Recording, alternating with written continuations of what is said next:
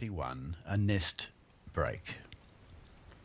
Georgina understood why the eagle had uncontested superiority over all animals. She had taken the first breeze of the early morning to soar across the valley, not to hunt, but to take in the glory of nature at its most pristine.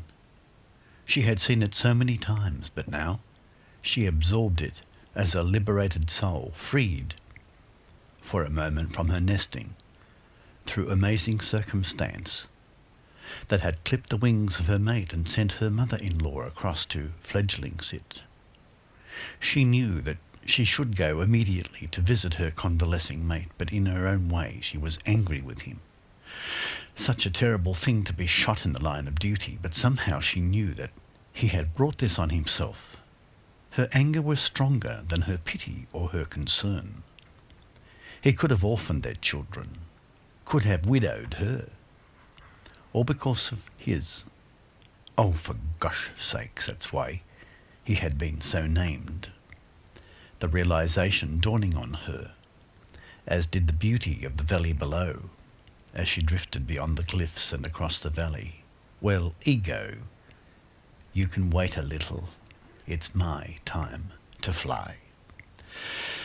A quick glance at the huge drifts that had carpeted the world below with snow told her that nobody would be hunting this day.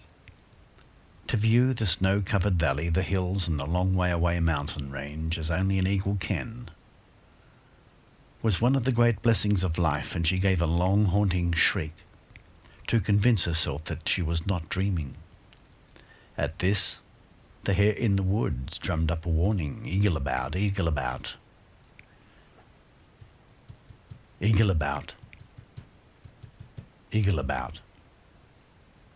But there was nobody about to hear it. The entire valley was at rest, as though a tranquil spell had been cast over it during the night.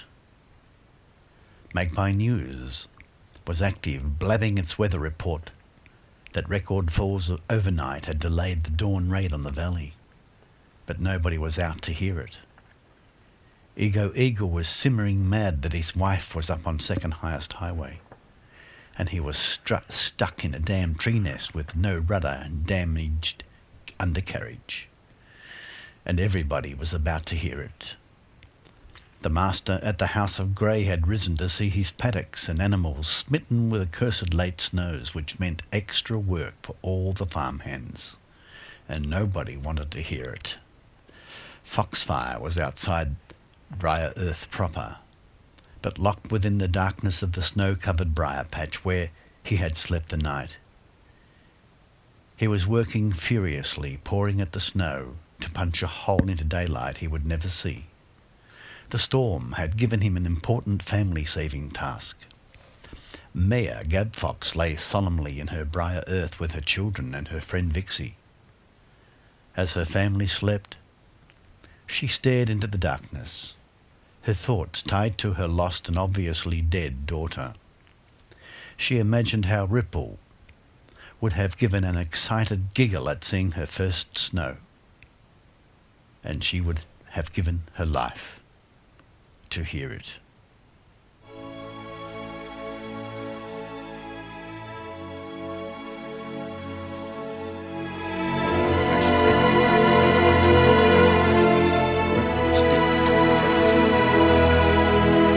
The movement of the massive hunting party at the entrance to the valley, an ominous river of blood flowing towards them. In the far distance she could see the flat terrain crisscrossed with trees, fences, hedgerows and watercourses, and beyond that North Valley and safety. She flashed across the hill, leaping from ancient rocks embedded in the turf. It would only be a matter of time. It was Podge, the official hunt servant, who saw the movement on the flank of the hill and paused to ensure that he was not mistaken before pointing his hat in the direction of the fox and booming, "Halloa! Halloa! Halloa!" The urgent dread of the brass horn blasted to the valleys, faraway hills. "Tally-ho! Tally-ho! There him goes, be me gosh, the rascal Jolly Fox!" Podge yelled at full voice. A hideous cacophony of horn, horse, hound and human sounds erupted as an explosion and rolled like a monster wave to shatter the tranquility of the valley, and the chase was on. Ripple was not a fox. She was adrenaline and courage and ancient cunning. Her father's words, his boring, tedious teachings were flooding back and were part of her instinct to outsmart, outwit, confound, survive. There is no known impossible solution. If each hunt realized a fox, there would be no foxes. Therefore, foxes are smarter than the sum of humans, horses and hounds. You must introduce an element of surprise. You must sometimes ambush the enemy. Ripple knew that it was impossible to reach the first covert. Already the lead horses were thundering towards it and would cut her off. She executed a deliberate and acute left wheel and headed straight for the pack. Podge, the official whipper-in, saw the ball of fur slipping down the hill, no more than 300 paces from the lead dog. In a head-on tack, "It's gone suicidal, it's over already," he called. The huntmaster had seen this before. "We've got a smart one here, a damned confounder. Watch." He raised his horn to his lips and gave a long, twisted note, and saw the hounds wheel about in confusion. They have no scent. They can't pick the cunning little devil up. Ripple raced on, her legs lightly flicking at the turf and pumping light breath with each landing of her haunches, conserving energy she would need it after the turn, if she could make the turn. They would have no trouble getting home, but Teflon was edgy. There was something in the sky, something bad. "You are acting strangely tonight, my horse. What is it that?" And what the master saw sent his blood as cold as the frosted night, and his face to fuzz with momentary fear. From the centre of the moon a figure appeared, dark and distant, at first a bat or a bird of the night, but no, it was something else. It grew larger until he could define its shape, and he screamed into the air, "Good God, good horse, get me home, get your master home." Teflon went into a furious gallop, for the full moon was a beacon for safe-footed high speed, and his wide eyes filled his judgment with a good view of the terrain. Even so, this was most unusual, a full gallop in the deep of night. But Teflon too, the famed maid hunter of Lord Toverum, was in a state of damn panic. In all his night grazing and his nervousness at bats and owls and shadows of the night, this was an experience of true fear, and his gait was nearing a dangerous bolt, and he corrected to steady it, but the master was having none of it. On, good horse, fly me to my home, get me to safety, home, horse, home, quickly." And then beyond the pitch of his own voice came a hissing upon high from the night, and he was too afraid to elevate his visage beyond the distant lights of Menegray. A hissing, a noise akin to the slicing of air by the leading edge of the wing of the eagle, and the falcon's death drop to a prey, but fivefold louder. "Ah, by God, it is in pursuit." He conquered and moved on, and then the princess spoke. Her words broke the insufferable silence.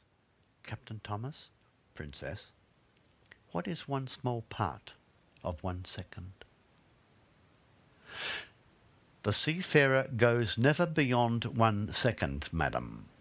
1 second is the smallest part of one's navigation requirements. But should the brave seafarer dare venture to divide the second into smaller parts, what might he call that part? I would but dare to guess, madam, then dare a guess, for it is of some major import to me to know. I dare say, then, madam, it may be called a moment. A moment. That is very romantic, Captain. I dare say, madam, that it is romantic were one's life and the lives of the entire crew not dependent on the particle of a second. For in navigation terms, I dare say it may be called a foolish moment. At sea, perhaps, captain, but not on land, while one's life may still depend on it. But I would not accept ever that such a moment would be entertained as a foolish one. But then again, Captain Thomas suggested thoughtfully, if one's life was not dependent on the division of 1 second into moments, then I dare say it may be called anything. Anything but foolish, Captain. Would you venture to select yet another adjective to describe such a moment? Perhaps a foolish moment might well be an exciting moment, or a breathtaking moment, daring and dashing and